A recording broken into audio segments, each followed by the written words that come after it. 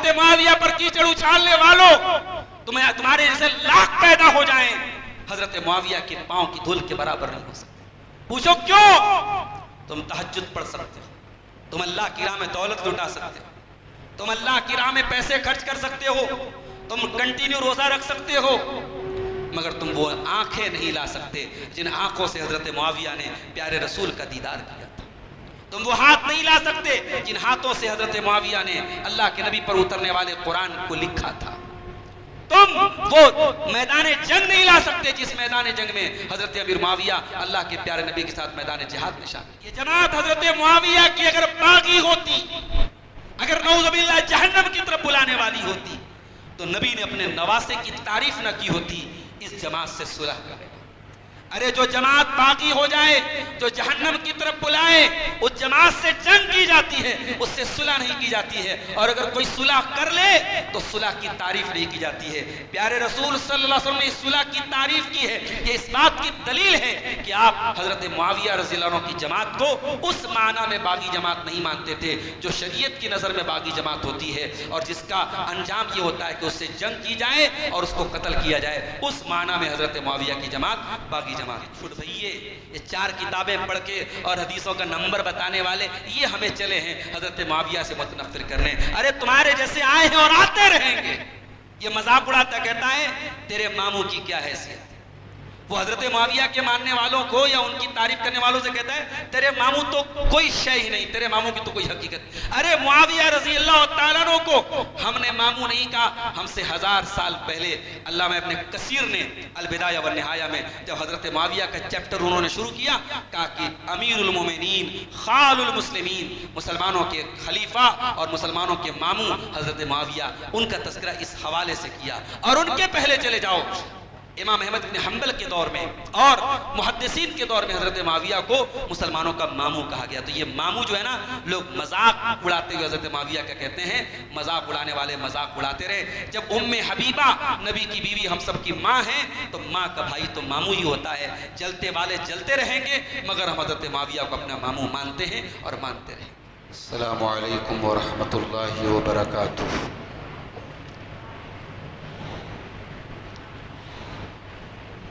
الحمدللہ نحمده ونستعینه ونستغفره ونعوذ باللہ من شرور انفسنا ومن سیئات اعمالنا من يهده الله فلا مضل له ومن يضلل فلا هادي له واشهد ان لا اله الا الله وحده لا شريك له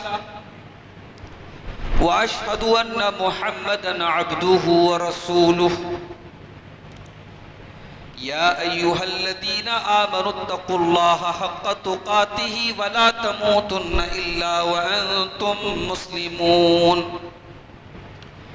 يا أيها الناس اتقوا ربكم الذي خلقكم من نفس واحدة وخلق منها زوجها وبث منهما رجالا كثيرا ونساء واتقوا الله الذي تساءلون به والأرحام إن الله كان عليكم رقيبا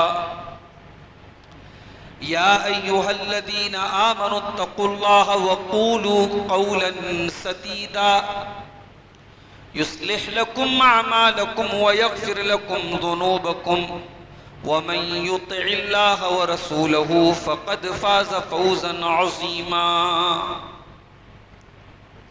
أما بعد فإن خير الحديث كتاب الله وخير الهدي هدي محمد صلى الله عليه وسلم وشر الأمور محدثاتها وكل محدثة بدعة وكل بدعة ضلالة وكل ضلالة في النار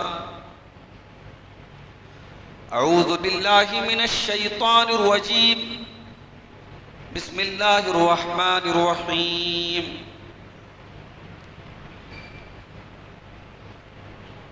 والسابقون الأولون من المهاجرين والأنصار والذين اتبعوهم بإحسان رضي الله عنهم ورضوا عنه وأعد لهم جنات تجري تحتها الأنهار خالدين فيها أبدا ذلك الفوز العظيم. وقال النبي صلى الله عليه وسلم لا تسبوا أصحابي فلو أن أحدكم أنفق مثل عود ذهبا ما بلغ مد أحدهم ولا نصيفه رواه مسلم.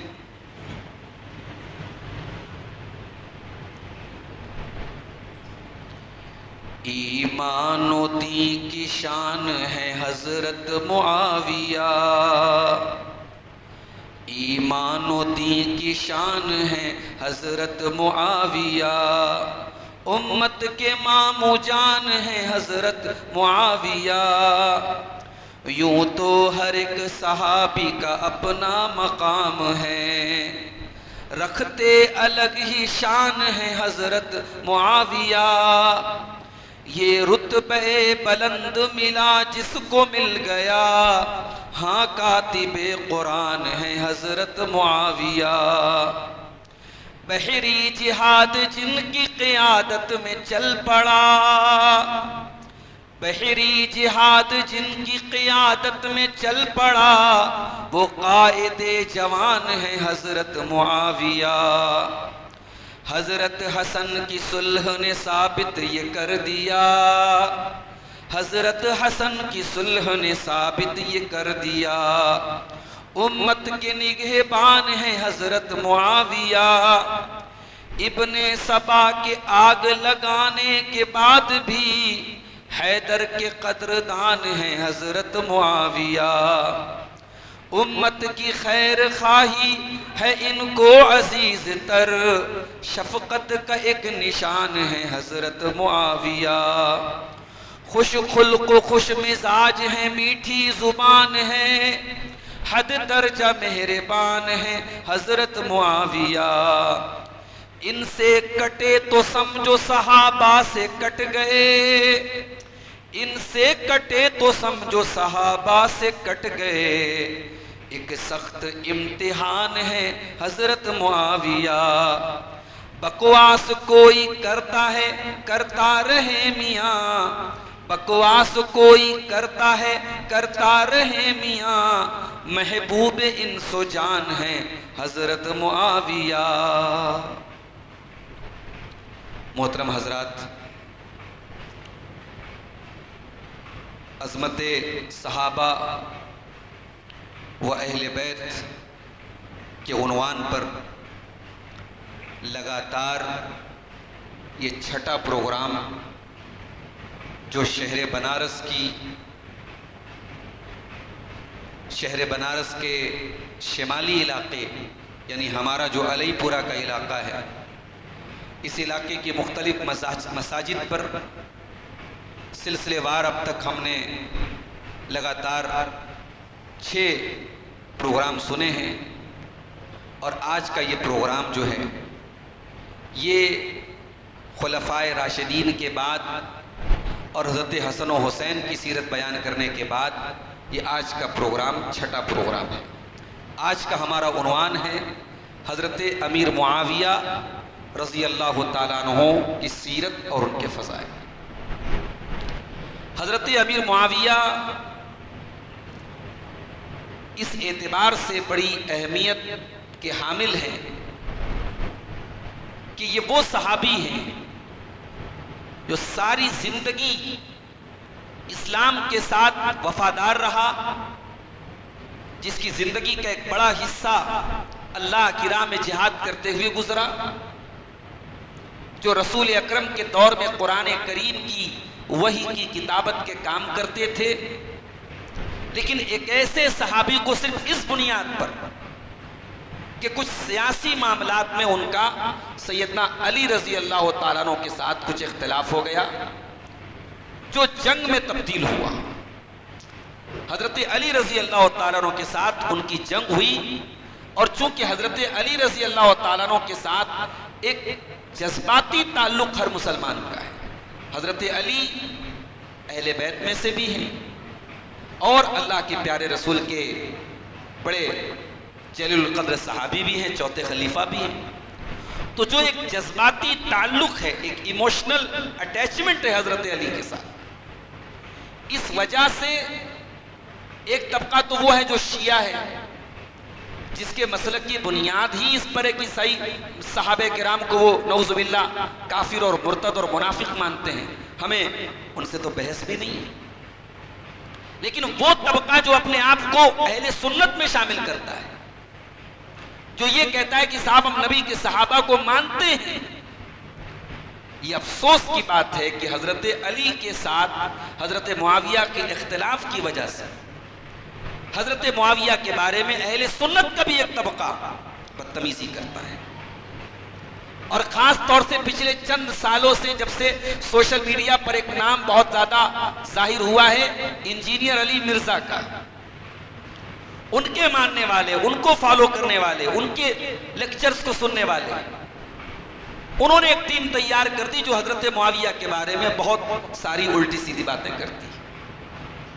تو آج کے تقریر میں، آج کے درس میں ہم ایک طرف حضرت معاویہ کی زندگی کی ایک جھلک بھی دیکھیں گے، اور پھر ہم یہ بھی دیکھیں گے کہ کیا حضرت معاویہ کی فضیلت میں کوئی حدیث نہیں ہے، جیسا کہ ان پر اعتراض کرنے والوں کا کہنا ہے کہ صاحب حضرت معاویہ کے بارے میں کوئی صحیح حدیث نہیں۔ کیا یہ بات صحیح ہے؟ کیا ان کی فضیلت کے بارے میں کوئی صحیح حدیث نہیں ہے؟ اور 2 منٹ کے لیے مان لو کہ حضرت معاویہ کے بارے میں کوئی صحیح، حالانکہ تمام حدیثیں موجود ہیں، ہم بیان بھی کریں گے آپ کے ساتھ، لیکن ایک انسان اگر نبی کا صحابی ہے، صرف صحابی ہو جانا کیا یہ کافی نہیں ہے کہ ہم اس کا احترام کریں؟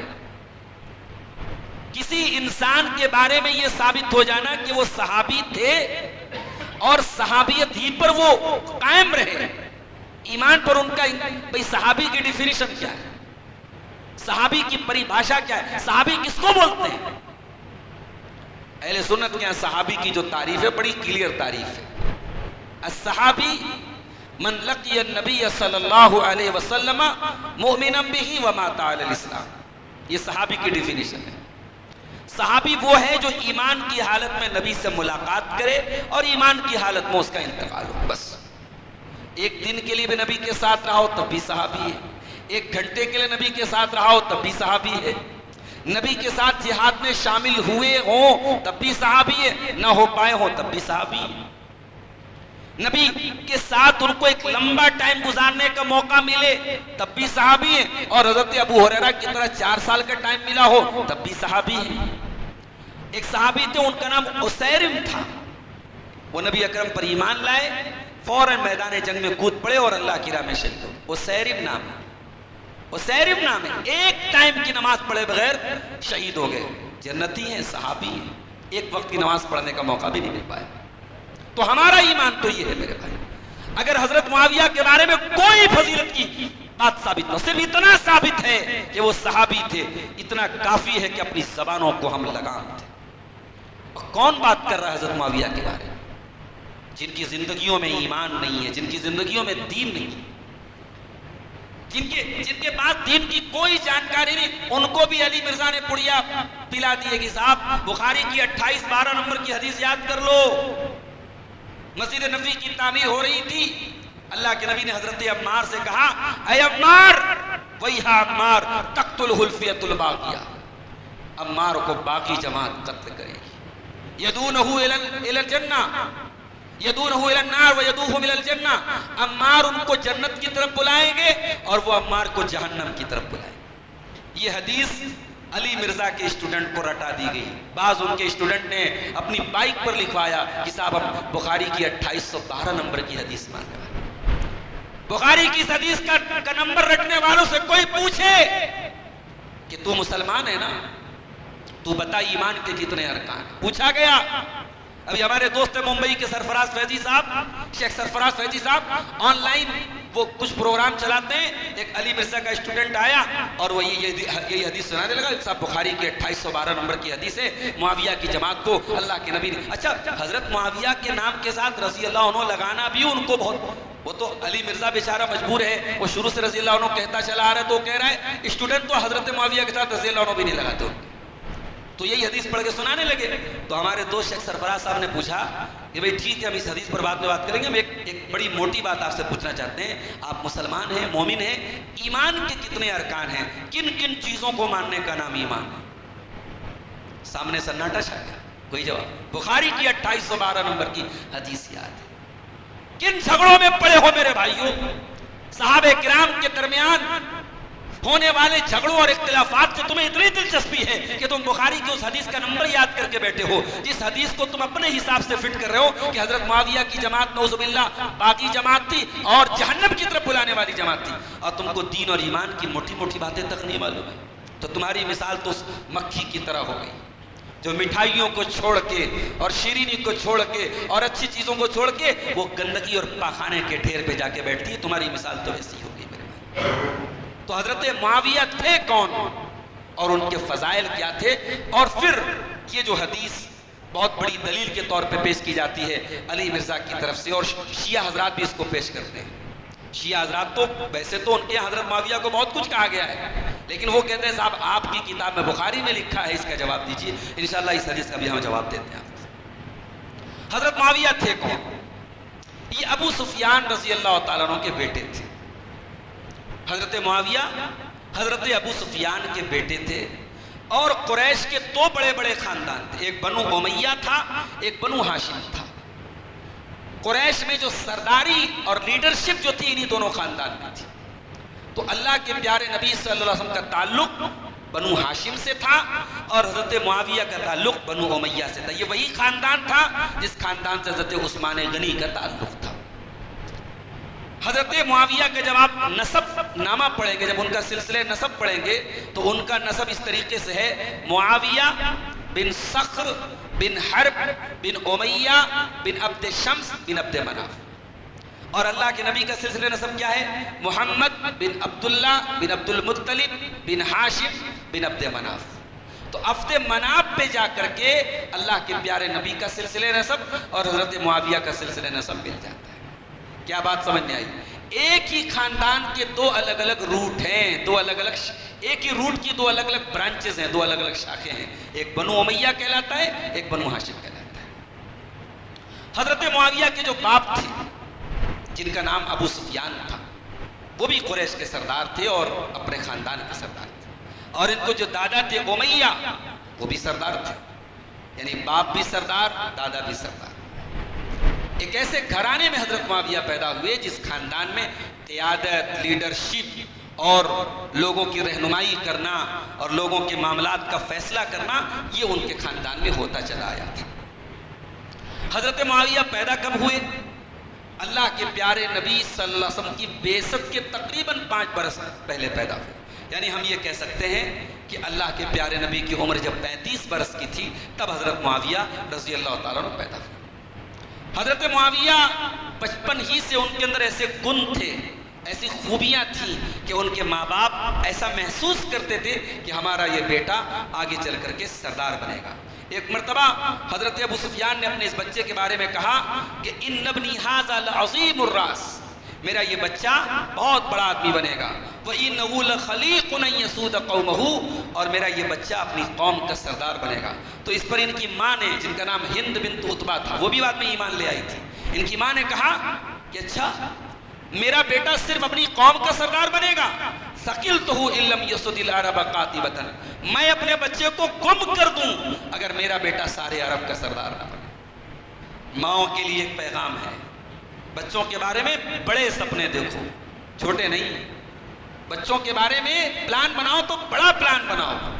مجھے یاد ہے اسی ہندوستان کی سرزمین پر ایک عالم گزرے ہیں، ہماری جماعت اہل حدیث کے بہت بڑے عالم تھے، علامہ عبدالجلیل سامرودی، گجرات میں ایک جگہ پڑتی ہے سامرود، وہاں کے رہنے والے تھے۔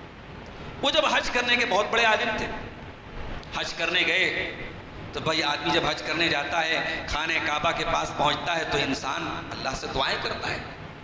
تو مولانا عبدالجلیل سامرودی نے خانہ کعبہ کا غلاف پکڑ کے دعا کی کہ اے اللہ مجھے امام بخاری کے درجے کا عالم بنا دے۔ بہت بڑی بات تھی بھائی، امام بخاری جیسا پیدا عالم آج تک پیدا نہیں ہوا، امیر المومنین فی الحدیث کہا جاتا ہے امام بخاری، لیکن یہ علامہ عبد الجلیل سامردی کی فراست اور دور اندیشی تھی. انہوں نے کہا میں اللہ سے اتنا بڑا سوال کر رہا ہوں کہ اللہ تعالیٰ اگر اس کا کچھ حصہ دے دے تو میرا بیڑا پار ہو جائے گا.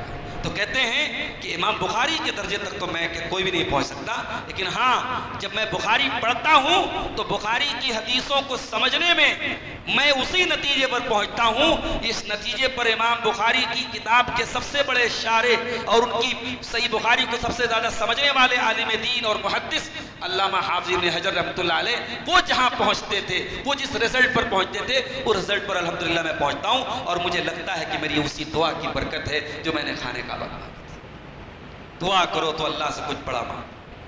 اپنی اوقات دیکھ کے مت مانگو میرے بھائی، اللہ کی رحمت اور اللہ کا کرم دیکھ کے مانگو. جو آپ کے لیے ناممکن ہے اللہ کے لیے ممکن ہے. تو حضرت معاویہ کی ماں نے کہا کہ اگر میرا بچہ صرف اپنی قوم کا سردار بنے گا تو مجھے نہیں چاہیے ایسا بیٹا، مجھے تو ایسا بیٹا چاہیے جو پورے عرب کا سردار بنے. اور اللہ تعالیٰ نے وہ دن بھی لا کے دکھایا کہ حضرت معاویہ رضی اللہ تعالیٰ عنہ پورے عرب کے کیا پوری امت کے خلیفہ بنے اور پوری امت کے ذمہ دار بنے. حضرت معاویہ نے اسلام کب قبول کیا؟ مورخین کی ایک جماعت کہتی ہے کہ حضرت معاویہ نے اپنے باپ ابو سفیان رضی اللہ تعالیٰ عنہ کے ساتھ جب اللہ کے پیارے نبی نے سن 8 ہجری میں مکہ فتح کیا تب انہوں نے اسلام قبول کیا. مگر صحیح بات یہ ہے کہ حضرت معاویہ اس کے 2 سال پہلے جب پیارے رسول صلی اللہ علیہ وسلم صلح حدیبیہ کے موقع پر جب آپ عمرہ کرنے کے مقصد سے مکہ آ رہے تھے اور مقام حدیبیہ میں آپ کو روک دیا گیا اور کافروں کے ساتھ ایک صلح نامہ لکھا گیا، صلح ہوئی. حضرت معاویہ خود کہتے ہیں کہ اسی وقت اسلام میرے دل میں اتر گیا اور میں نے اسلام قبول کر لیا. اور جب یہ بات میں نے اپنی ماں کو بتائی، ہند بنت عتبہ کو، تو میری ماں نے کہا ایاک ان تخالف اباک، اپنے باپ کی مخالفت مت کر ورنہ تیرا باپ تیرا کھانا پانی بند کر دے گا. کہتے ہیں کہ میرے باپ اس وقت مکہ میں نہیں تھے، دور گئے ہوئے تھے. بعد میں جب میرے والد کو پتا چلا کہ میں اسلام قبول کر چکا ہوں تو میرے والد نے مجھ سے کہا کہ تو جو ہے تجھ سے بہتر تیرا بھائی ہے کہ جو میرے دین پر ہے. یعنی ان کے ایک بھائی تھے حضرت معاویہ کو، ان کا نام یزید بن ابو سفیان تھا، وہ بھی بعد میں ایمان لے آئے. ان کی بھی بڑی قربانی ہے. لوگ کہتے ہیں صاحب یزید نام بڑا برا ہے. حضرت معاویہ کے ایک بھائی تھے یزید بن ابی سفیان، وہ فاتح شام تھے، جو اس وقت جو اردن کا علاقہ ہے، فلسطین کا علاقہ ہے اور اسی طریقے سے سیریا کا علاقہ، اس زمانے میں پورا ایک علاقہ تھا، پورا شام کا علاقہ تھا. اس پورے علاقے کو 2 لوگوں نے فتح کیا ہے، ایک یزید بن ابی سفیان نے، ایک معاویہ بن ابی سفیان. یہ دونوں بھائیوں نے اس پورے علاقے کو فتح کیا ہے. یہ بات نوٹ کر لیجیے کہ ملک شام کے گورنر ایسے ہی حضرت عمر فاروق نے ان کو نہیں بنایا تھا، اس علاقے کو فتح کرنے والے حضرت معاویہ تھے. تو حضرت معاویہ کہتے ہیں کہ میرے والد نے مجھ سے کہا کہ تجھ سے بہتر تو تیرا بھائی ہے، وہ میرے دین پر ہے. لیکن کہتے ہیں جب فتح مکہ کا موقع آیا اور میرے والد نے بھی جب اسلام قبول کر لیا تو میں نے کھل کے اعلان کیا کہ ہاں میں مسلمان ہو چکا ہوں. تو اللہ کے رسول پر یہ پہلے ہی ایمان لا چکے تھے. حضرت ابوبکر صدیق کے دور میں حضرت معاویہ رضی اللہ تعالیٰ عنہ کی پوری زندگی اللہ کی راہ میں جہاد کرنے میں گزری. حضرت ابوبکر صدیق کے دور میں ایک جماعت پیدا ہوئی، مرتدین کی جماعت، جنہوں نے زکوٰۃ دینے سے انکار کر دیا، اسلام کو چھوڑ دیا، مرتد ہو گئے. حضرت ابوبکر صدیق نے ان کے خلاف جنگ کرنے کے لیے لشکر بھیجا. اس لشکر میں حضرت معاویہ بھی شامل تھے. اور حضرت ابوبکر صدیق ہی کے دور میں جب یزید بن ابی سفیان ملک شام کو فتح کرنے کے لیے گئے تو ان کے پیچھے ان کی مدد کرنے کے لیے، ان کے سپورٹ کے لیے ایک اور لشکر حضرت ابوبکر صدیق نے بھیجا اور اس لشکر کا کمانڈر بنا کے بھیجا حضرت معاویہ رضی اللہ تعالیٰ عنہ. حضرت عمر فاروق کے دور میں سن 21 ہجری میں حضرت عمر نے ان کو اردن کا ذمہ دار بنا دیا. ملک شام میں ایک علاقہ تھا اردن، جس کو موجودہ دور میں جارڈن بولتے ہیں، جارڈن. تو اس علاقے کا ان کو ذمہ دار بنا دیا. اور بعد میں جب طاعون کی بیماری پھیل گئی ملک شام میں اور ان کے بھائی یزید بن ابو سفیان کا انتقال ہو گیا تو اس پورے علاقے کا جارڈن کے علاوہ، اردن کے علاوہ دمشق وغیرہ کا بھی ذمہ دار حضرت عمر فاروق نے بنا دیا. اور پھر حضرت عثمان غنی کے دور میں جتنا علاقہ شام کہلاتا تھا اس پورے علاقے کے گورنر اور اس کے والی اور اس کے ذمہ دار حضرت معاویہ. اب یہاں ایک بات اور نوٹ کر لیجیے، جغرافیکل اعتبار سے جو شام کی سرزمین تھی یہ رومیوں کی بارڈر سے قریب تھی، قسطنطنیہ سے قریب تھا یہ علاقہ. یہاں سے سمندر کے بعد پھر قسطنطنیہ کا علاقہ تھا. تو اب ظاہر ہے کہ اس زمانے کی دو سپر پاور تھی, ایک رومی طاقت, ایک ایرانی طاقت, اور انہی دونوں طاقتوں کو صحابہ کرام نے پٹکا تھا, انہی کو پچھاڑا تھا, انہی کو زمین پہ لا کے رکھ دیا تھا. تو رومیوں کو پٹکنی دینے میں حضرت معاویہ کا بہت بڑا ہاتھ رہا ہے. عثمان غنی کی جب شہادت ہوئی تو حضرت امیر معاویہ چونکہ ان کے خاندان کے تھے, اور حضرت عثمان غنی کی جو بیوی تھی نائلہ بنت فرافسہ, وہ حضرت معاویہ کی بہن لگتی تھی رشتے میں, خاندانی اعتبار سے ان کی کزن لگتی تھی. تو حضرت نائلہ کی انگلیاں بھی کٹی تھی اس موقع پر جب حضرت عثمان غنی کو شہید کیا گیا. تو حضرت معاویہ کا یہ اسٹینڈ تھا کہ ایک عام مسلمان اگر قتل ہو جائے تو اسلام کہتا ہے کہ قصاص لیا جائے, اور یہاں تو جس کا قتل ہوا ہے وہ کون ہے؟ خلیفہ وقت ہے, داماد رسول ہے, اور میرے خاندان کے ہیں, میں ان کا ولی ہوں, میں ان کا وارث ہوں, لہٰذا ان کے قتل کرنے والے جتنے قاتل ہیں ان سے قصاص لینے کا مجھے حق حاصل ہے. یہ وہ بنیاد تھی جو حضرت معاویہ اور حضرت علی میں اختلاف کا سبب بنی. حضرت علی رضی اللہ تعالیٰ جب خلیفہ ہوئے تو حضرت علی کے ساتھ جو جماعت تھی اس میں صحابہ بھی تھے, اس میں تابعین بھی تھے, اور اس میں وہ باقی جماعت بھی تھی جو حضرت علی کو, حضرت عثمان غنی کو قتل کرنے والی تھی. یہ الگ بات ہے کہ ان کی پہچان مشکل تھی, سینکڑوں لوگ تھے, ہزاروں لوگ تھے, ان میں کون کون اس قتل کا ذمہ دار تھا ان کو پہچاننا مشکل تھا, اور فتنے کا دور تھا, فساد اور بلوے کا دور تھا, اتنا آسان نہیں تھا کہ فوری طور پہ قصاص لیا جائے. حضرت علی کا یہ کہنا تھا کہ ٹھیک ہے, عثمان غنی کی شہادت کا مجھے پورا دکھ ہے, ان کی زندگی کی حفاظت کے لیے اپنے بیٹے حسن اور حسین کو میں نے ان کے دروازے پہ کھڑا کیا تھا, مجھے بھی وہ جان سے پیارے تھے, لیکن اس وقت ان حالات میں جب ابھی میری حکومت پوری طریقے سے اسٹیبلش بھی نہیں ہوئی ہے اور فساد اور فتنے کا دور ہے, ابھی تھوڑا سا وقت چاہیے, تھوڑے ماحول پرسکون ہو جائے, ہم حضرت عثمان غنی کے قاتلوں سے قصاص لیں. یہ وہ بنیاد تھی جس پر حضرت معاویہ سے ان کا اختلاف. حضرت معاویہ کا کیا کہنا تھا کہ میں آپ کو خلیفہ نہیں مانوں گا, میں آپ کے ہاتھ میں بیعت نہیں کروں گا جب تک آپ قاتلین عثمان سے قصاص نہیں. حضرت علی کا کہنا تھا کہ اگر آپ میرے ہاتھ میں بیعت نہیں کرتے اس کا مطلب کہ آپ مجھ سے بغاوت کر رہے ہیں اور پھر آپ سے مجھے جنگ کرنا. اس بنیاد پہ دونوں صحابی میں اور دونوں جماعتوں میں جنگ ہوئی تھی. حضرت علی کی فضیلت, ان کے مقام اور مرتبے کو حضرت معاویہ تسلیم کرتے تھے. کوئی ایسی روایت موجود نہیں ہے کہ حضرت معاویہ نے کبھی بھی حضرت علی سے اپنے آپ کو افضل کہا ہو. اور یہ بات یاد رکھیے, حضرت علی حضرت معاویہ میں کوئی کمپیریزن نہیں ہے. حضرت علی چوتھے خلیفہ ہیں, نبی کے صحابہ میں چوتھے نمبر پہ ہیں فضیلت کے اعتبار سے, اہل بیت میں سے ہیں, ان کے بہت سارے فضائل ہیں. حضرت معاویہ رضی اللہ تعالیٰ عنہ کا کوئی مقابلہ نہیں بنتا حضرت علی کے ساتھ, اور مقابلہ کرنا بھی نہیں چاہیے.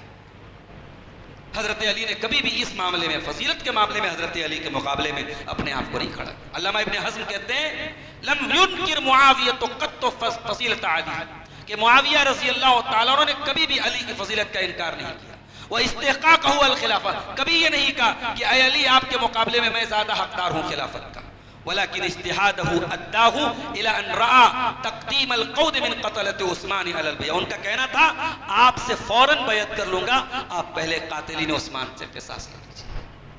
اب اس میں صحیح کون تھے, حضرت علی صحیح تھے یا حضرت معاویہ صحیح تھے, اس پر ابھی ہم تقریر کے لاسٹ میں ہم بات کریں گے. بہرحال اس بنیاد پہ اختلاف ہوا. حضرت معاویہ اور حضرت علی کے درمیان دو بڑی جنگ ہوئی. ایک جنگ جمل ہوئی جس میں حضرت عائشہ بھی گئی تھی, اور ایک جنگ صفین ہوئی, ہزاروں لوگ مارے گئے. اب جب یہ جو جنگ ہوئی حضرت علی رضی اللہ تعالیٰ عنہ حضرت معاویہ کے درمیان جو یہ جنگ ہوئی, تو حضرت معاویہ کی جو فوج تھی ان لوگوں نے جنگ صفین میں قرآن اٹھا لیا نیزے پر کہ بھئی جنگ بند کر دو, ہمارا تمہارا جھگڑا ہے, یہ قرآن ہے, یہ قرآن فیصلہ کرے گا. اس بنیاد پہ جنگ رک گئی. اب جب حضرت علی تیار ہو گئے کہ بھئی قرآن اٹھا لیا گیا, جنگ روک دی جائے, تو حضرت علی کی جماعت میں سے کچھ لوگ نکل گئے. انہوں نے کہا کہ نہیں صاحب, اگر یہ لوگ قرآن اٹھا لیے تو کیا ہم ان سے لڑائی کرنا بند کر دیں؟ انہوں نے کہا علی بھی غلط, معاویہ بھی غلط, دونوں کو انہوں نے کافر کہا. اور یہ وہ طبقہ تھا جو خوارج کا طبقہ تھا. اور اسی طبقے کے بارے میں اللہ کے نبی صلی اللہ علیہ وسلم کے دور میں ایک آدمی آیا تھا اور اس نے اللہ کے نبی سے آ کے کہا کہ اے محمد عدل و انصاف سے کام لیجیے. اللہ کے نبی نے فرمایا برباد ہو جائے تو، اگر میں انصاف نہیں کروں گا تو کون کرے گا؟ تو آپ نے فرمایا اس آدمی کی نسل سے ایک جماعت نکلے گی، خوارج کی جماعت ہوگی. قوم یقرؤون القرآن، بہت قرآن پڑھیں گے. خوارج بہت قرآن پڑھتے تھے. خوارج کے خیموں سے رات میں تہجد کی آوازیں، رونے کی آوازیں آتی تھی، تلاوت کی آوازیں آتی تھی. عبادت بہت تھی، تلاوت بہت تھی. عقیدہ گڑبڑ تھا. صحابہ کو کافر مانتے تھے، حضرت علی کو کافر مانتے تھے، عثمان غنی کو نعوذ باللہ کافر مانتے تھے، حضرت معاویہ کو کافر کہتے تھے. اور آج بھی ابھی میرے پاس ایک میسج آیا، ایک واٹس ایپ آیا ایک صاحب کے بارے میں کہ ان کا بھی تقریباً وہی عقیدہ ہے جو خوارج کا عقیدہ تھا. ساری امت کو کافر مانتے ہیں. کہتے ہیں کہ امام احمد ابن حنبل کو چھوڑ کے بعد میں جتنے امام پیدا ہوئے سب نعوذ باللہ کافر تھے. علامہ ابن تیمیہ تک کو کافر قرار دیتا ہے. وہ مردود اور بدبخت انسان. کسی کے ہاتھ کا کٹا ہوا گوشت نہیں کھاتا ہے، کسی کی دکان سے سبزی نہیں خریدتا ہے. میں نے کہا کہ بھائی ایسے آدمی کو کسی اور گولے پر بیچ دینا چاہیے، اس گولے پر وہ رہنے لائق نہیں ہے. تو خوارج کا یہی معاملہ تھا.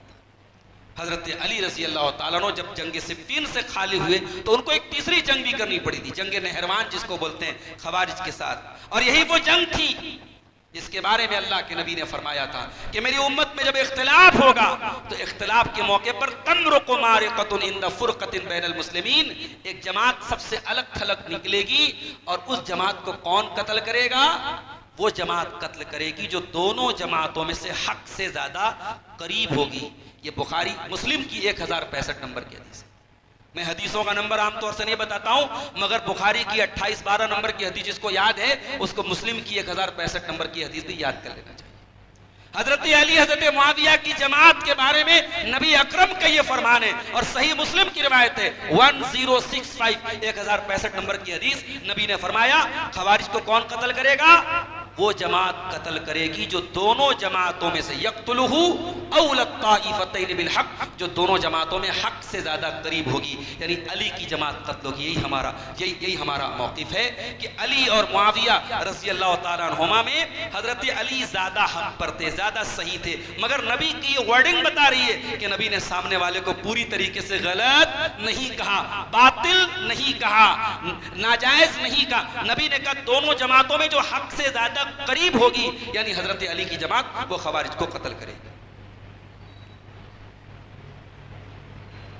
اچھا، اس کے بعد حضرت معاویہ رضی اللہ تعالیٰ عنہ جب حضرت علی شہید ہو گئے، ان کو ایک خارجی نے قتل کر دیا. میں کل کے پرسوں کے بیان میں جب حضرت علی کی سیرت میں نے بیان کی تھی تو میں نے بتایا تھا کہ 3 خارجیوں نے آپس میں یہ طے کیا کہ ایک حضرت علی کو قتل کرے گا، ایک حضرت معاویہ کو قتل کرے گا، حضرت عمرو بن عاص کو قتل کرے گا. تو حضرت علی فجر کی نماز میں گئے اور عبد الرحمن ابن ملجم نے حملہ کیا اور ان کو شہید کر دیا. حضرت عمرو بن عاص اتفاق سے بیمار ہو گئے، ان کی جگہ ایک دوسرے صاحب جن کا نام حضرت خارجہ تھا وہ ان کو شہید ہو گئے. اور حضرت معاویہ پر حملہ ہوا مگر وہ بچ گئے.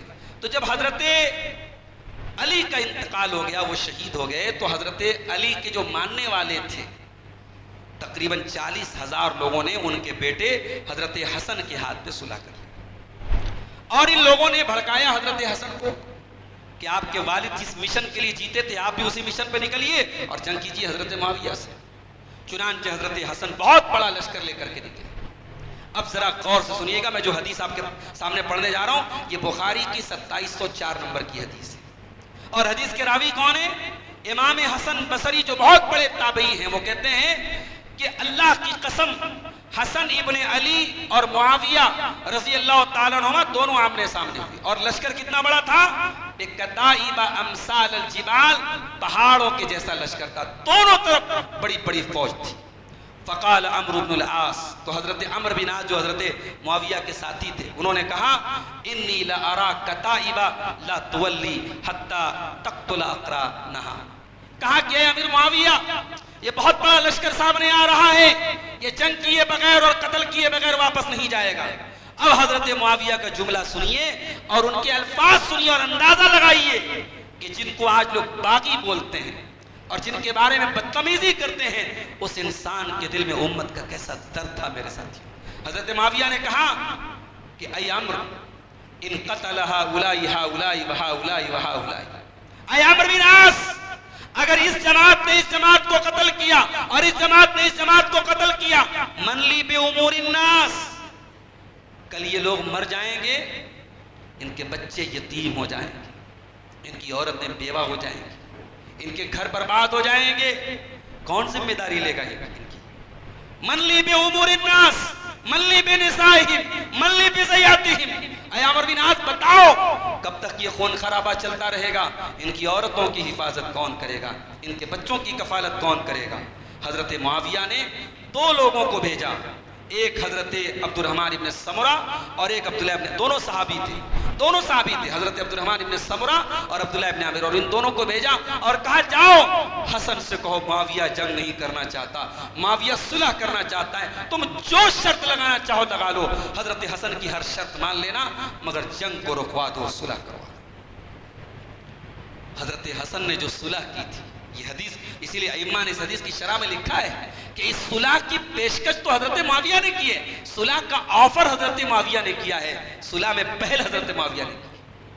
اور جب یہ دونوں پہنچے حضرت حسن کے پاس، حضرت حسن نے ایک جملہ استعمال کیا، کہا کہ ان هذه الامه قد عاصت في دمائها، کہ میری جو جماعت ہے بہت خون بہا چکی ہے، اب میں اور خون نہیں بہوانا چاہتا ہوں، میں چاہتا ہوں کہ ان لوگوں کو، جو میرے جماعت میں جو سرکش لوگ ہیں، شرپسند لوگ ہیں، کچھ پیسے دے کر کے ان کا منہ بند کر دیا جائے، کچھ رقم دے دی جائے، لیکن یہ جنگ رک جانی چاہیے. تو کیا تم تیار ہو؟ اگر میں کچھ رقم کا مطالبہ کروں تو کیا وہ رقم تم دلوا دو گے؟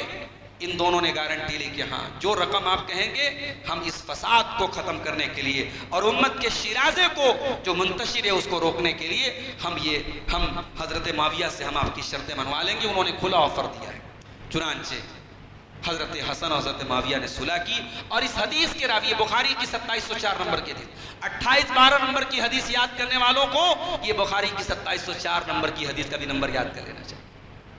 امام حسن بصری جو اس حدیث کے راوی ہیں کہتے ہیں وَلَقَدْ سَمِعْتُ أَبَا بَكْرَةَ يَقُولُ، جب یہ صلح ہوئی ہے تب مجھے حضرت ابو بکرہ کی وہ حدیث یاد آئی. وہ کہتے ہیں کہ میں نے اللہ کے پیارے رسول کو دیکھا تھا، آپ منبر پر تھے اور آپ کے پیارے نواسے حضرت حسن بن علی آپ کے بازو میں کھڑے ہوئے تھے، اور کبھی آپ لوگوں کی طرف دیکھتے تھے، کبھی اپنے نواسے کی طرف دیکھتے تھے، اور آپ کہتے تھے ان ابنی ھذا سید، میرا یہ بیٹا سردار ہوگا، لعل اللہ ان یصلح به بین فئتین عظیمتین من المسلمین، میرے اس بچے کے ذریعے اللہ تعالیٰ مسلمانوں کی دو بڑی جماعتوں میں صلح کرائے. مسئلہ دودھ اور پانی کی طرح کلیئر ہو گیا. یہ جماعت حضرت معاویہ کی اگر باغی ہوتی، اگر نعوذ باللہ جہنم کی طرف بلانے والی ہوتی، تو نبی نے اپنے نواسے کی تعریف نہ کی ہوتی اس جماعت سے صلح کرے. ارے جو جماعت باقی ہو جائے، جو جہنم کی طرف بلائے، اس جماعت سے جنگ کی جاتی ہے، اس سے صلح نہیں کی جاتی ہے. اور اگر کوئی صلح کر لے تو صلح کی تعریف نہیں کی جاتی ہے. پیارے رسول صلی اللہ علیہ وسلم نے اس صلح کی تعریف کی ہے. یہ اس بات کی دلیل ہے کہ آپ حضرت معاویہ رضی اللہ عنہ کی جماعت کو اس معنی میں باغی جماعت نہیں مانتے تھے جو شریعت کی نظر میں باغی جماعت ہوتی ہے، اور جس کا انجام یہ ہوتا ہے کہ اس سے جنگ کی جائے اور اس کو قتل کیا جائے. اس معنی میں حضرت معاویہ کی جماعت باغی جماعت نہیں تھی.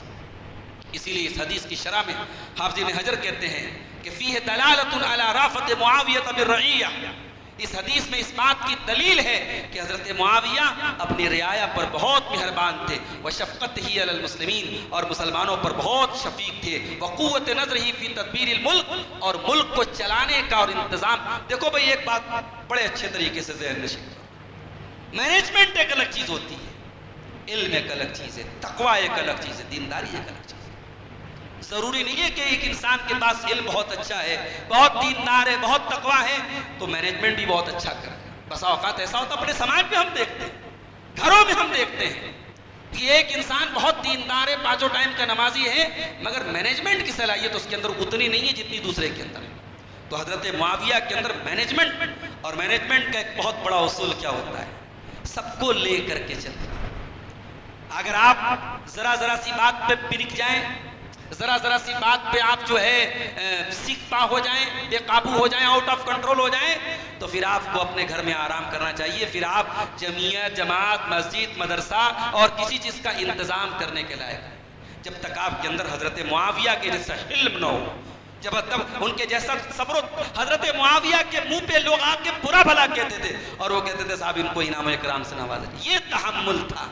آج ہمارے خاندانوں میں ہمارے محلوں میں ذرا سی بات پہ نسل در نسل دشمنی چلتی ہے, اختلاف چلتا ہے اور ہم کسی کو معاف کرنے کا جذبہ نہیں رکھتے ہیں. حضرت معاویہ سے سیکھو میرے پیارے ساتھیوں, بہت تحمل. اور اسی لیے ملک شام کے جو لوگ تھے حضرت معاویہ کے لیے جان دیا کرتے تھے. حضرت علی شکایت کرتے تھے اپنے ماننے والوں سے, ارے تم تو بہت بڑے بے غیرت اور بے ایمان ہو, تم تو میری باتوں کی مخالفت کرتے ہو, تم سے اچھے تو معاویہ کے ساتھی ہیں جو معاویہ کی ایک بات پہ جان دینے کے لیے تیار رہتے. اور اسی لیے جب حضرت معاویہ نے جب یہ صلح ہو گئی اور ساری امت نے اتحاد کر لیا اور حضرت علی حضرت معاویہ کی جماعت میں جب اختلاف ہوا تھا تو بہت سارے صحابہ اس اختلاف سے دور تھے, کنارے تھے, نہ ادھر کی جماعت میں شامل ہوئے تھے نہ ادھر کی جماعت میں شامل ہوئے تھے. مگر جب یہ صلح ہوئی اور حضرت معاویہ کے ہاتھ پر بیعت کی حضرت حسن نے, تو وہ صحابہ جو اب تک فتنے سے دور تھے وہ بھی سامنے آئے اور انہوں نے حضرت معاویہ کے ہاتھ پہ بیعت کی. یعنی حضرت معاویہ بغیر کسی اختلاف کے بالاتفاق اب پوری امت کے خلیفہ ہو گئے. اور جو 5 سالوں سے برابر آپس میں جنگ چل رہی تھی اور اختلاف چل رہا تھا, وہ سارا معاملہ ختم ہوا, امت کو سکون پیدا ہوا اور پھر سرحدوں پر جو جہاد چل رہا تھا وہ دوبارہ شروع ہوا. اسی لیے علامہ ابن کثیر کہتے ہیں ان عقدت الکلمۃ علی معاویہ, حضرت معاویہ کے اوپر سارے لوگوں کا اتفاق ہو گیا. واجتمعت الرعاية على بیعته فی سنۃ 41, اور سن 41 ہجری میں حضرت معاویہ کی بیعت پر تمام لوگ متحد ہو گئے.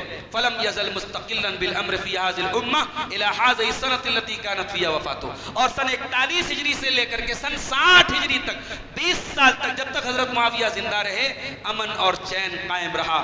والجہاد فی بلاد العدو قائم, دشمن کی سرزمین پر جہاد ہو رہا تھا. وَكَلِمَةُ اللَّهِ عَالِيَةٌ, اللہ کا کلمہ بلند ہو رہا تھا. وَالْغَنَائِمُ تُرَدُّ إِلَيْهِ مِنْ أَطْرَافِ الْأَرْضِ, اور مال غنیمت زمین کے مختلف علاقوں سے آ رہا تھا. وَالْمُسْلِمُونَ مَعَهُ فِي رَاحَةٍ وَعَدْلٍ وَصَفٍ وَعَفْوٍ, اور مسلمان حضرت معاویہ کے دور میں امن چین اور سکون کے ساتھ تھے. وہ کسی کے ساتھ ہر آدمی کے ساتھ وہ نرمی کا معاملہ کرتے تھے, درگزر کا معاملہ کرتے تھے.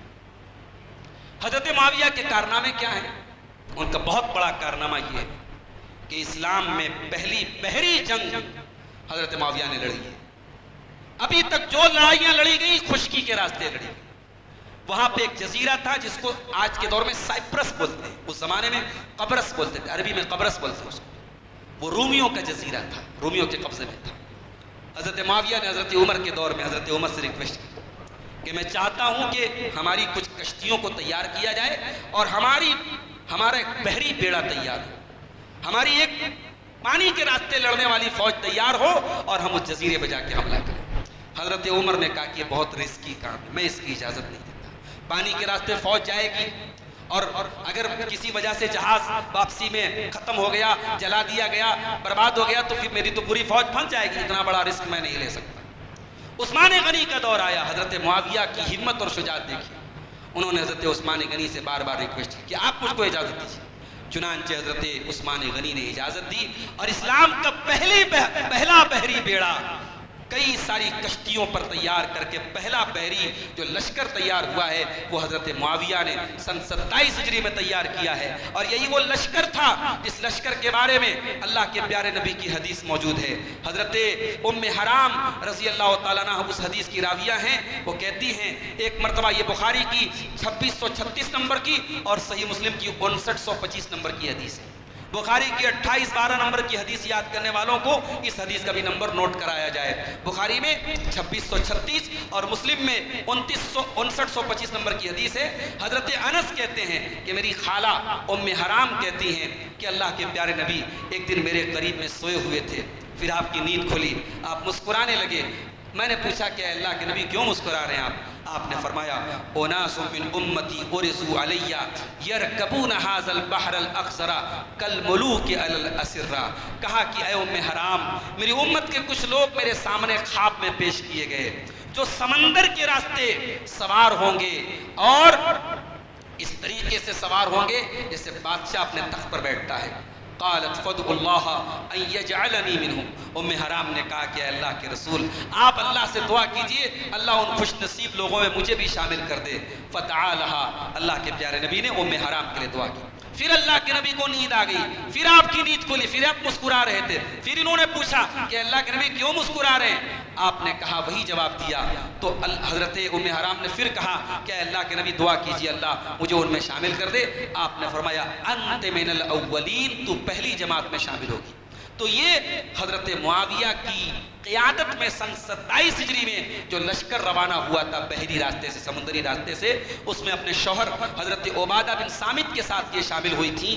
اور جب لوٹنے لگے تو یہ لوگ راستے میں حضرت ام حرام جو ہے سواری سے گر کر کے ان کا انتقال ہو گیا تھا, اور یہ اللہ کو پیاری ہو گئی تھی. یہ بخاری کی حدیث ہے, بالکل کلیئر طریقے سے یہ. اچھا اسی کے بارے میں, اسی جماعت کے بارے میں اللہ کے نبی نے فرمایا قد اوجبو, کہ یہ جو لوگ میری امت کے سمندر کے راستے جہاد کریں گے انہوں نے جنت کو اپنے اوپر واجب کر لیا. اس حدیث کی شرح میں ابن حجر رحمۃ اللہ علیہ اور دیگر محدثین نے لکھا ہے کہ بالکل واضح فضیلت ہے حضرت معاویہ کی اور ان تمام لوگوں کی جو اس لشکر میں شامل ہوئے تھے جو پہلا بحری بیڑا سمندر کے راستے گیا تھا. تو یہ حضرت معاویہ تھے میرے ساتھ. حضرت معاویہ نے اور بھی بہت سارے کارنامے انجام دیے. پہلا ایسا ہاسپٹل جس میں مریضوں کے رہنے کا انتظام, اسلامی تاریخ میں ایسا پہلا ہاسپٹل کس نے بنایا؟ حضرت معاویہ نے بنایا. سب سے پہلا بحری بیڑا حضرت معاویہ نے بنایا. اور اسی طریقے سے پانی کے لیے پہلی نہر کھودوانے والے حضرت معاویہ ہیں. ڈاک خانے کا نظام حضرت معاویہ نے شروع کیا. سب سے پہلے حکومت کے لیٹر پہ مہر لگانے کا کام حضرت معاویہ نے کیا. ان سے پہلے خانے کعبہ کے اوپر جو غلاف چڑھتا تھا, غلاف کے اوپر دوسرا غلاف چڑھ جاتا تھا, غلاف کو اتار کے نیا غلاف چڑھانے کا کام حضرت معاویہ نے کیا ہے. اسی طریقے سے مینجمنٹ اور انتظامیہ کو اور بہتر بنا. حضرت عمر کے دور سے جو انتظامات شروع ہوئے تھے, ڈپارٹمنٹس میں پوری حکومت کو بانٹنے کا کام حضرت معاویہ نے کیا تھا. اسی طریقے سے آپ نے تعلیم میں علم طب کی تعلیم کو اور علم جراحت جو آپریشن وغیرہ ہوتا ہے, جو سرجری جو ہوتی ہے, سرجری کی سب سے پہلے شروعات حضرت معاویہ کے دور میں ہوئی ہے. اسی طریقے سے حضرت معاویہ رضی اللہ تعالیٰ عنہ نے سرحدوں کی حفاظت کے لیے وہاں پہ قلعے بنوائے اور جو ہے انہوں نے بہت ساری وہاں پہ بارڈر پر فوجوں کا انتظام کرایا. اور دشمن پر حملہ کرنے کے لیے جو توپ کی طرح ایک چیز ہوتی ہے جس کو منجنیق کہا جاتا تھا, یہ کام بھی حضرت معاویہ نے اپنے دور میں شروع کیا. حضرت معاویہ سن 41 ہجری سے لے کر کے سن 60 ہجری تک 20 سال تک پوری امت کے خلیفہ رہے, اور اس کے پہلے 20 سال تک ملک شام کے گورنر رہے. 40 سال تک انہوں نے حکومت کی اور بڑی آن بان اور شان کے ساتھ زندگی گزاری. اور رجب سن 60 ہجری میں تقریباً 80 سال کی عمر میں حضرت معاویہ کا انتقال ہوا, اور وہ 19 سال 3 مہینے خلیفہ رہے اور شام کے 20 سال تک گورنر رہے. ان کی نماز جنازہ حضرت ضحاک ابن قیس نے پڑھائی اور دمشق میں ان کو دفن کیا گیا. حضرت معاویہ کی اگر خاندان کی بات کریں, ان کی فیملی کی بات کریں, ان کے ایک بھائی تھے یزید بن ابی سفیان, ایک بھائی تھے عتبہ بن ابی سفیان, ایک بھائی تھے انبسہ بن ابی سفیان, سب مسلمان ہو گئے تھے. ان کی بہنوں کی اگر بات کریں, ان کی ایک بہن پیارے رسول کی بیوی ام حبیبہ رضی اللہ تعالیٰ عنہ تھی, ایک بہن ام حکم بنت ابی سفیان تھی, ایک بہن عزہ بنت ابی سفیان تھی, اور ایک بہن امیمہ بنت ابی سفیان تھی. حضرت معاویہ کی اگر بیویوں کی بات کریں, ایک بیوی کا نام محسون بنت بادل تھا جن سے یزید پیدا ہوئے, اور ایک بیوی کا نام فاختہ بنت قرظہ تھا, ان سے عبداللہ اور عبد الرحمن پیدا ہوئے, اور ایک بیوی, اچھا یہ ایک کے بعد دوسری انہوں نے شادی کی, تو ایک بیوی کا نام قنوت بنت قرظہ تھا, اپنی بیوی فاختہ کو طلاق دینے کے بعد ان سے شادی کی تھی, اور ایک بیوی کا نام نائلہ تھا. بیٹیوں میں ایک بیٹی کا نام رملہ تھا جن کی شادی حضرت عثمان کے پوتے کے ساتھ ہوئی تھی, پر پوتے کے ساتھ, عمر بن عثمان بن عفان بیٹے کے ساتھ ہوئی تھی. اور دوسری جو ان کی بیٹی تھی ہند تھی, ان کی شادی حضرت عبداللہ ابن عامر کے ساتھ ہوئی تھی. حضرت معاویہ کا اخلاق کیسا تھا, صحابہ کرام کے ساتھ ان کا سلوک کیسا تھا, آئیے ذرا دیکھتے ہیں. یہ بہت سخی تھے. حضرت معاویہ اللہ کی راہ میں بہت دولت خرچ کرنے والے اور صدقہ خیرات کرنے والے تھے. ایک مرتبہ حضرت عائشہ کے پاس 1 لاکھ درہم انہوں نے بھیجا, لیکن حضرت عائشہ کا بھی ان کی سخاوت کا کیا کہنا تھا, شام ہوتے ہوتے حضرت عائشہ نے وہ 1 لاکھ درہم اللہ کی راہ میں خرچ کر دیا.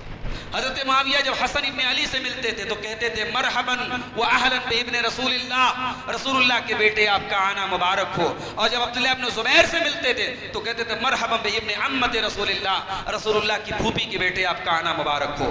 اور ہر سال حضرت حسن ابن علی کو 3 لاکھ درہم اور عبداللہ ابن زبیر کو 1 لاکھ درہم بھجوایا کرتے تھے. یہ صحابہ کی اولادوں کے ساتھ یہ حسن سلوک تھا حضرت امیر معاویہ رضی اللہ عنہ کا۔ ایک مرتبہ حضرت معاویہ منبر پہ خطبہ دے رہے تھے۔ آج لوگ اس طریقے سے بیان کرتے جیسے حضرت معاویہ نے بڑی دولت اکٹھا کر لی، بڑی عیش و آرام کی زندگی گزاری۔ خطبہ دے رہے تھے منبر پہ، وعلیہ ثوب مرقوع، اور ایسا کپڑا پہنے ہوئے تھے جس پر پیوند لگا ہوا تھا۔ یونس بن میسر الحمیری کہتے جو بہت بڑے زاہد تابعین میں سے اور امام اوزائی کے استاذوں میں سے، وہ کہتے ہیں رأیت معاویہ فی سوق دمشق، میں نے معاویہ کو دمشق کے بازار میں دیکھا، اپنے پیچھے اپنے غلام کو بٹھائے ہوئے تھے، وعلیہ قمیص مرقوع الجیب، اور ان کا جو کرتا تھا اس کی جیب پھٹی ہوئی تھی، یسیر فی اسواق دمشق، اور وہ دمشق کے بازاروں میں چلتے تھے۔ معاویہ رضی اللہ تعالیٰ عنہ ابو بکر جیسے تو نہیں تھے، عمر جیسے تو نہیں تھے، عثمان غنی جیسے تو نہیں تھے، یہ لوگ ان سے بہت افضل تھے، مگر وہ ویسے بھی نہیں تھے جیسے آج دنیا کو بتایا جا رہا ہے۔ انہوں نے دولت ہونے کے باوجود بڑی سادہ زندگی گزاری تھی، خلیفہ ہونے کے باوجود ان اپنے سے بعد کے لوگوں سے بہت بہتر تھے، ان سے پہلے کے لوگ ان سے بہتر تھے، اور اپنے بعد والوں سے حضرت معاویہ بہت بہتر تھے۔ ابن عمر کہتے ہیں معاویہ من احلم الناس، حضرت معاویہ لوگوں میں سب سے زیادہ حلیم تھے، سب سے زیادہ برداشت اور تحمل کا جذبہ ان کے اندر تھا۔ اسی طریقے سے قبیصہ ابن جابر کہتے ہیں صحبت معاویہ ابن ابی سفیان، میں معاویہ ابن ابی سفیان کے ساتھ رہا، فما رأیت رجلا اسقل حلما ولا ابتا جہلا ولا ابعد عناتا منہ، میرا خیال ہے کہ معاویہ رضی اللہ عنہ سے زیادہ تحمل مزاج آدمی اور جہالت کو برداشت کرنے والا آدمی اور ہر کام سوچ سمجھ کے کرنے والا آدمی، ان سے زیادہ میں نے کسی کو نہیں دیکھا۔ اب آئیے فضائل کی طرف آتے ہیں، تقریر کے آخری ٹکڑے کی طرف آتے ہیں۔ حضرت معاویہ کے بارے میں بات کہی جاتی ہے کہ صاحب ان کی فضیلت میں کوئی صحیح حدیث وارد نہیں ہے۔ میں کہتا ہوں قرآن کی وہ تمام آیات جو صحابہ کرام کے بعد، جیسے وہ آیت میں نے آپ کے سامنے پڑھی خطبے کے بعد، والسابقون الاولون من المہاجرین والانصار والذین اتبعوہم باحسان رضی اللہ عنہم ورضوا عنہ، میرے نبی کے وہ صحابہ جو پہلے ایمان لائے اور جو بعد میں ایمان لائے، اللہ ان سے راضی ہو گیا، وہ اللہ سے راضی ہو گئے۔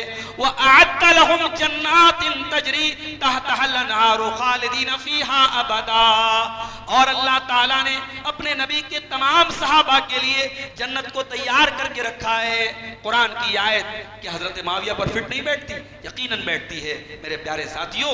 وہ تمام آیتیں جو صحابہ کرام کی فضیلت میں ہیں وہ حضرت معاویہ رضی اللہ تعالیٰ عنہ کے اوپر بھی وہ صادقہ تھی۔ اس کے علاوہ اللہ کے نبی کی وہ حدیث ہے جس میں آپ نے صحابہ کو برا بلا کہنے سے منع کیا۔ صحیح مسلم کی روایت ہے، آپ نے فرمایا لا تسبوا اصحابی، خبردار میرے صحابہ کو برا بلا مت کہنا۔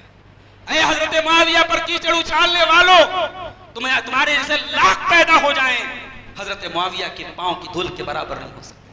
پوچھو کیوں؟ تم تہجد پڑھ سکتے ہو، تم اللہ کی راہ میں دولت لٹا سکتے ہو، تم اللہ کی راہ میں پیسے خرچ کر سکتے ہو، تم کنٹینیو روزہ رکھ سکتے ہو، مگر تم وہ آنکھیں نہیں لا سکتے جن آنکھوں سے حضرت معاویہ نے پیارے رسول کا دیدار کیا تھا۔ تم وہ ہاتھ نہیں لا سکتے جن ہاتھوں سے حضرت معاویہ نے اللہ کے نبی پر اترنے والے قرآن کو لکھا تھا۔ تم وہ میدان جنگ نہیں لا سکتے جس میدان جنگ میں حضرت امیر معاویہ اللہ کے پیارے نبی کے ساتھ میدان جہاد میں شامل تھے۔ اسی لیے امام عبداللہ ابن مبارک سے پوچھا گیا کہ بتائیے حضرت معاویہ افضل ہیں یا عمر بن عبدالعزیز افضل ہیں؟ حضرت معاویہ وہ ہیں جو ہیں تو صحابی مگر بہت اعتراض ہوتا ہے، اور عمر بن عبدالعزیز وہ ہیں جو صحابی نہیں ہے، بعد کے دور کے تابعین میں سے ہیں، مگر ان کی نیکی اور ان کے تقوی کا بڑا چرچا ہے۔ ان دونوں میں کمپیریزن کیا گیا۔ عبداللہ ابن مبارک جو بہت بڑے عالم تھے، محدث تھے، تابعین میں سے تھے، ان سے پوچھا جا رہا ہے کہ بتائیے کون افضل تھا؟ تو انہوں نے کہا کہ حضرت معاویہ کے گھوڑے کے ناک میں بیٹھی ہوئی مٹی، جس گھوڑے پر بیٹھ کر کے حضرت معاویہ نے رسول اللہ صلی اللہ علیہ وسلم کے ساتھ جہاد کیا تھا، اس گھوڑے کی ناک میں بیٹھی ہوئی مٹی بھی افضل ہے عمر بن عبدالعزیز رضی اللہ تعالیٰ۔ یہ مقام تھا اس زمانے کے محدثین کی نظر میں، تابعین کی نظر میں۔ یہ آج کے چھٹ بھئیے، یہ 4 کتابیں پڑھ کے اور حدیثوں کا نمبر بتانے والے، یہ ہمیں چلے ہیں حضرت معاویہ سے متنفر کرنے۔ ارے تمہارے جیسے آئے ہیں اور آتے رہیں گے۔ یہ مذاق اڑاتا کہتا ہے تیرے ماموں کی کیا حیثیت؟ وہ حضرت معاویہ کے ماننے والوں کو یا ان کی تعریف کرنے والوں سے کہتا ہے تیرے ماموں تو کوئی شے ہی نہیں، تیرے ماموں کی تو کوئی حقیقت۔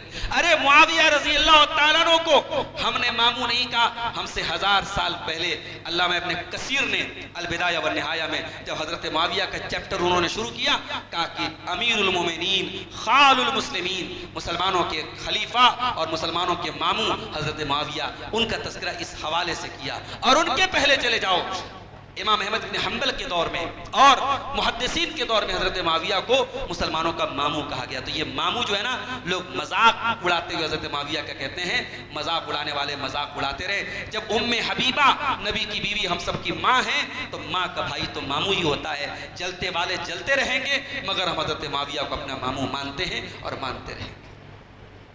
تو حضرت معاویہ وہ صحابی ہے میرے ساتھ۔ بخاری کی وہ حدیث آپ نے سنی، پہلا بحری لشکر جو روانہ ہوگا، قد اوجبو، وہ لشکر اپنے آپ کے اوپر جنت کو واجب قرار دے رہا ہے، یہ نبی کے الفاظ ہیں، اور حضرت معاویہ رضی اللہ تعالیٰ عنہ اس لشکر کے کمانڈر تھے۔ ایک اور حدیث سنیے، اس کا بھی نمبر نوٹ کیجئے، ترمذی کی 3842 3842 نمبر کی حدیث ہے۔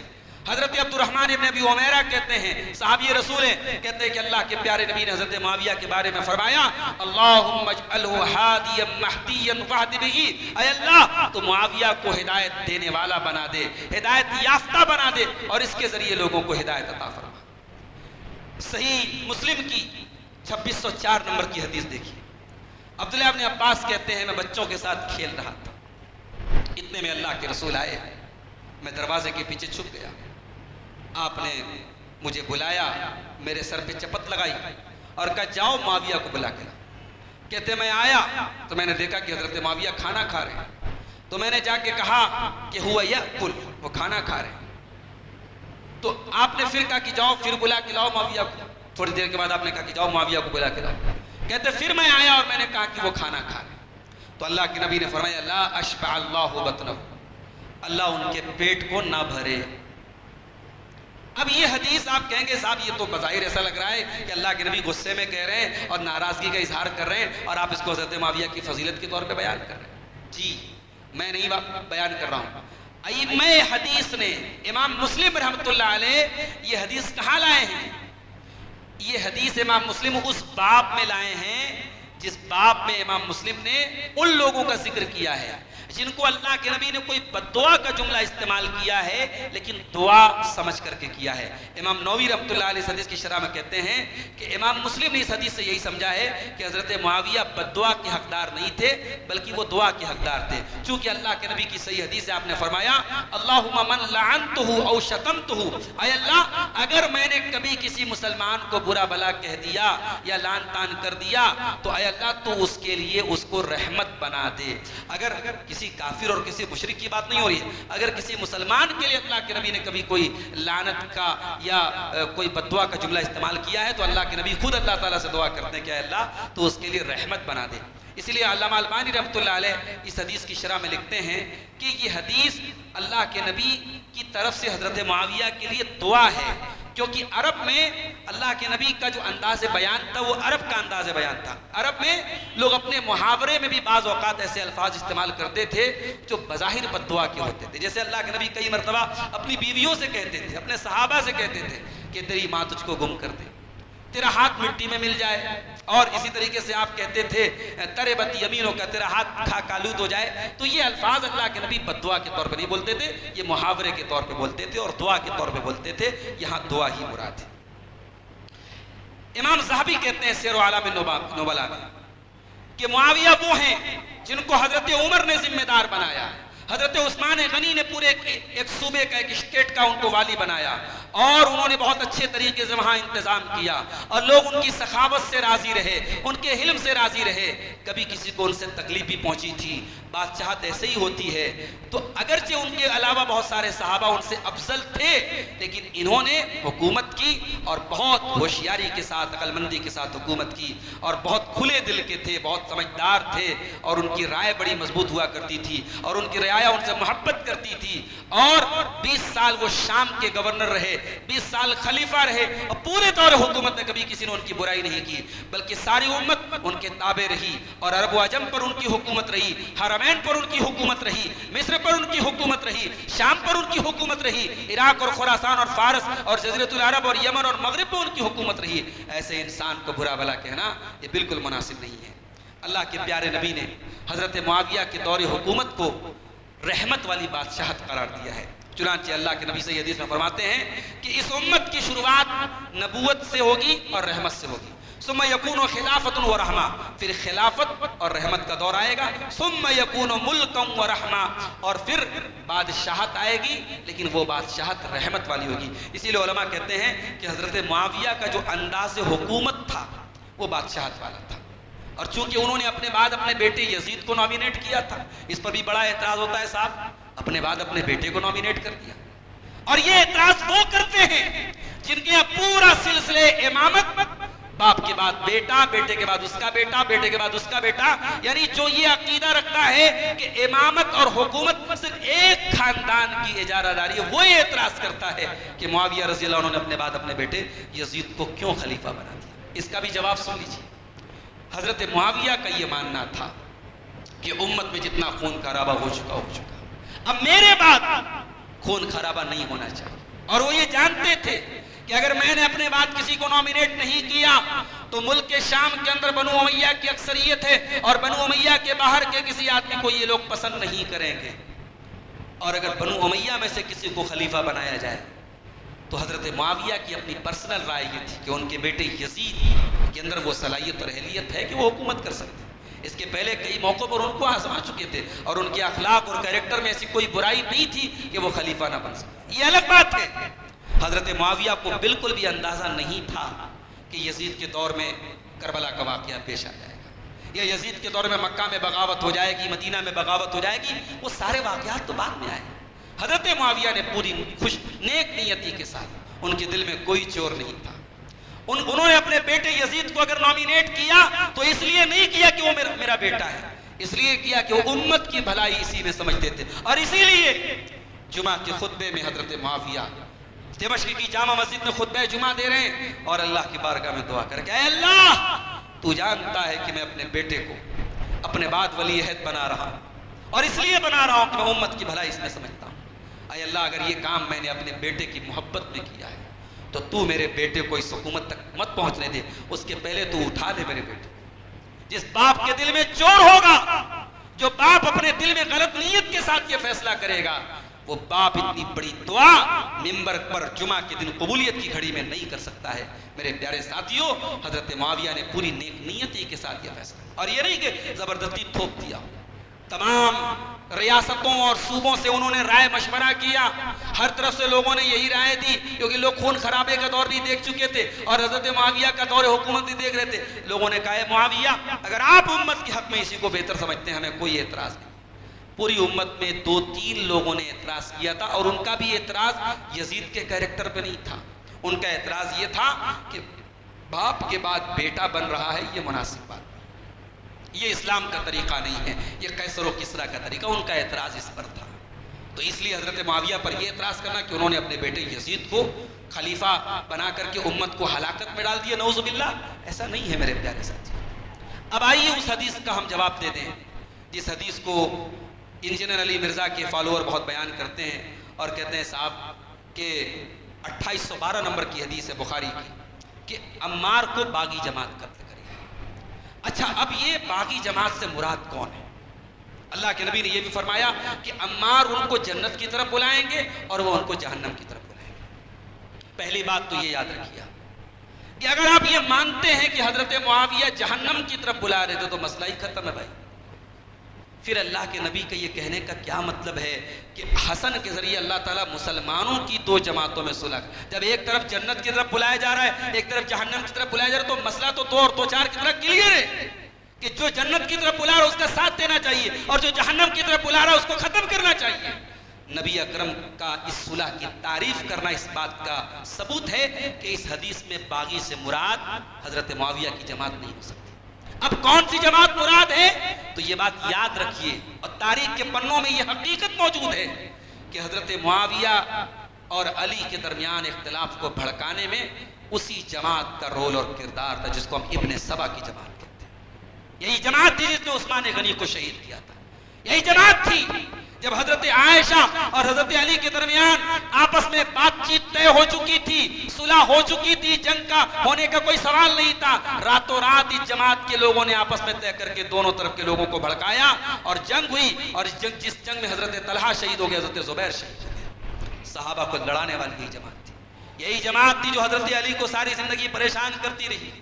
اسی جماعت میں سے خوارج کی جماعت نکلی، اور یہی وہ جماعت تھی جو عراق کے اندر بیٹھ کر کے حضرت حسین کو خط لکھتی تھی اور پھر کربلا میں بلا کے دھوکہ دے کے بھاگ جاتی۔ یہ ابن سبا کی جماعت ہے، یہ باقی جماعت ہے، اس جماعت کی طرف اشارہ ہے۔ اور یہ بھی نوٹ کر لیجئے کہ بخاری کی یہ حدیث کی اور کتابوں میں بھی موجود ہے، اور ان کتابوں میں کہیں پر بھی یہ جملہ موجود نہیں ہے کہ عمار ان کو جنت کی طرف بلائیں گے، وہ ان کو جہنم، یہ جملہ صرف بخاری میں ہے۔ اس لیے بعض علماء کا یہ کہنا ہے کہ ہو سکتا ہے، چونکہ سیم حدیث مسند احمد کے اندر بھی ہے، سیم حدیث ابو داؤد کے اندر بھی ہے، مگر وہاں پہ صرف اتنا لفظ موجود ہے کہ عمار کو باقی جماعت قتل کرے گی، وہاں جنت اور جہنم کی بات نہیں ہے۔ تو ہو سکتا ہے کہ یہ راوی نے اپنی طرف سے بڑھایا ہو، یہ رسول کا فرمان نہ ہو۔ ایک جواب تو یہ ہے۔ دوسرا جواب یہ ہے کہ اگر ہم یہ مان بھی لیں کہ عمار کو حضرت معاویہ کی جماعت کی طرف سے کسی نے قتل کیا تھا، اور معاویہ رضی اللہ عنہ کو اللہ کے نبی نے اس حدیث میں باغی جماعت قرار دیا، تو اس سے مراد کیا ہے؟ چونکہ حضرت علی خلیفہ تھے اور ان کی خلافت پر لوگوں نے فیصلہ کیا تھا، اور حضرت امیر معاویہ نے ان کی خلافت کو تسلیم نہیں کیا تھا، اس اعتبار سے حضرت معاویہ کو باغی کہا تھا۔ شریعت کی نظر میں جو باغی جماعت ہے اور جس کو قتل کرنے پر ثواب سنایا گیا ہے، وہ مراد نہیں ہے۔ اور تیسرا جواب اس حدیث کا یہ ہے کہ چونکہ نبی نے فرمایا کہ عمار کو باقی جماعت قتل کرے گی، اور اس جماعت کی پہچان کیا ہوگی؟ عمار جنت کی طرف بلائیں گے اور وہ ان کو جہنم کی طرف بلائیں گے۔ اور بخاری ہی کی دوسری حدیث میں موجود ہے، اللہ کے نبی نے خوارج کے بارے میں فرمایا دعات علی ابواب جہنم، کہ خوارج جہنم کے دروازے کی طرف لوگوں کو بلائیں گے۔ تو جہنم کی طرف بلانے والے کون ہوں گے؟ خوارج ہوں گے۔ حضرت معاویہ کی جماعت خوارج کی جماعت نہیں تھی، لہٰذا اس جماعت سے مراد حضرت عمار کو جس جماعت نے قتل کیا، یہ خوارج کی جماعت تھی جو دونوں لشکروں میں موجود تھی اور دونوں طرف کے لوگوں کو لڑا رہی تھی۔ اس لیے ایک صحابی رسول پر حضرت عمار کے قتل کا ذمہ دار ان کو قرار دینا یہ غلط ہے، اور اس حدیث کی غلط تشریح ہے۔ اور اس کی دلیل جیسا کہ میں نے بتایا کہ نبی اکرم نے حضرت معاویہ اور حسن کی صلح کی تعریف کی ہے، اور حضرت معاویہ کی جماعت کو بھی نبی نے غلط قرار نہیں دیا، بلکہ آپ نے صاف صاف فرمایا کہ خوارج کو وہ جماعت قتل کرے گی جو حق سے زیادہ قریب ہوگی، یعنی آپ نے حضرت معاویہ کی جماعت کو بھی حق پر قرار دیا ہے۔ تو یہ چند باتیں حضرت معاویہ رضی اللہ تعالیٰ عنہ کی سیرت کے بارے میں تھی۔ آخری بات بیان کر کے بات ختم کرتا ہوں۔ حضرت معاویہ صحابی بھی تھے، مجاہد بھی تھے، خلیفہ بھی تھے۔ ایک خصوصیت اور تھی، دین کی بڑی گہری سمجھ رکھتے تھے۔ ایک مرتبہ حضرت معاویہ نے 1 رکعت وتر کی نماز پڑھی، تو کسی نے عبداللہ ابن عباس سے آ کر کے اعتراض کیا کہ صاحب امیر معاویہ رضی اللہ تعالیٰ عنہ تو 1 رکعت وتر پڑھتے ہیں۔ یہ بخاری کی روایت ہے، نمبر بتا دیتا ہوں، بخاری کا 2743 نمبر ہے، 2743۔ تو حضرت عبداللہ ابن عباس سے کسی نے آ کے کہا کہ معاویہ تو 1 رکعت وتر پڑھتے ہیں، تو اللہ کے حضرت عبداللہ ابن عباس نے کہا کہ صحیح کرتے ہیں، اصاب انہ فقیہ، اگر معاویہ 1 رکعت وتر پڑھ رہے ہیں تو کوئی غلط کام نہیں کر رہے ہیں، یہ بھی نبی کا طریقہ تھا، نبی نے 1 رکعت بھی وتر پڑھی۔ اور سن لو، معاویہ وہ ہیں جو دین کی سمجھ رکھتے ہیں۔ اور ایک بہت مشہور حدیث ہے بخاری کی، اور ان تمام لوگوں کے لیے بہت بڑی خوشخبری ہے اس حدیث میں جو دین کا علم حاصل کرتے ہیں۔ اسی سرائیاں اور جلالی پورہ کے بعض بچے جامعہ سلفیہ جب مئی اور جون کی گرمی میں سائیکل چلاتے ہوئے جاتے ہیں نا، تو کبھی راستے میں دیکھ کر کے مجھے محسوس ہوتا ہے کہ کبھی میں بھی جاتا تھا اور آج یہ جا رہے ہیں، اور تکلیف اٹھا کر کے سال کے 300 دن جو ہے یہ مختلف موسموں میں جا کر کے تعلیم حاصل کرتے ہیں۔ ان کی محنت اور اسکول اور کالج میں پڑھنے والے بچے کی محنت برابر نہیں ہے، یہ دین کا طالب علم ہے، یہ بخاری اور مسلم پڑھنے جا رہا ہے۔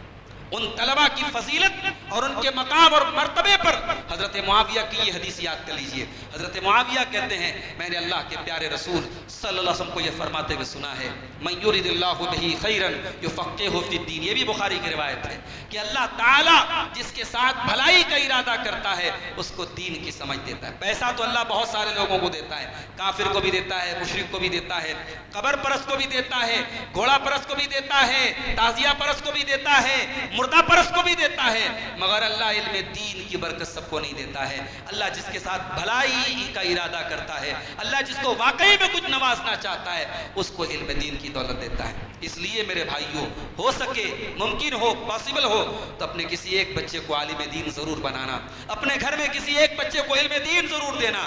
آج افسوس ہوتا ہے بعض علاقوں میں جمعہ پڑھانے والا کوئی نہیں ہے، نماز پڑھانے والا کوئی نہیں ہے، قرآن پڑھانے والا کوئی نہیں ہے۔ یہ کمی ہماری ہے میرے پیارے ساتھیوں۔ آج ہندوستان کے کہاں کے علاقے کے بچے ہمارے بنارس میں آ کے جامعہ سلفیہ میں پڑھے، اتنا بڑا ہم سلفیوں کا ادارہ، اور آج اسی شہر میں بہت سارے محلے ایسے ہیں جہاں کوئی قرآن و حدیث کا علم حاصل کرنے والا نہیں ہے۔